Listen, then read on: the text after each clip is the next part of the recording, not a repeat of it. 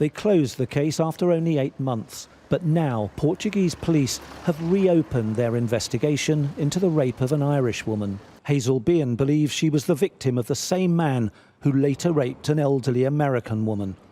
He is a German drifter known as Christian B, now the main suspect for the abduction of Madeleine McCann.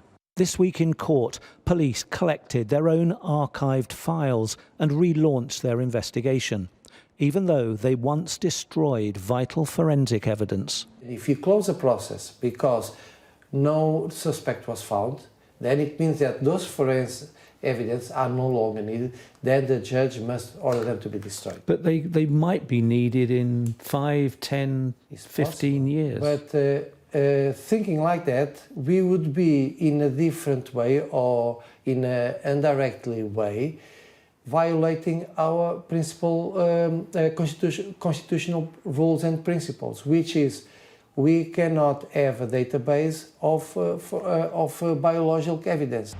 Hazel Behan was a holiday rep in Praia da Rocha in 2004.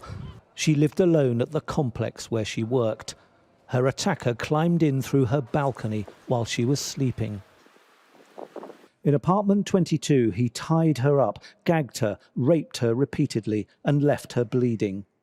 Now the case is reopened, we can't show the police file, but it reveals detectives destroyed poor quality forensic evidence because there was no suspect. Hazel Behan told Portuguese police that her attacker was white and slim, with blonde hair and blue eyes, and possibly German. In these documents, it says the case was closed because detectives had no record of any potential suspect fitting that description. But that wasn't true. 5 years earlier, in 1999, the police had photographed Christian B. He was being extradited to Germany for child sex crimes.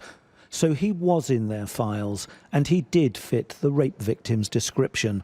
If police do build a case against Christian B, it's unlikely he'll ever be charged with rape. Portugal has a statute of limitations of 15 years. Madeleine McCann vanished in Portugal in 2007. Police are still waiting to interview Christian B about her disappearance. Martin Brunt, Sky News, Portugal.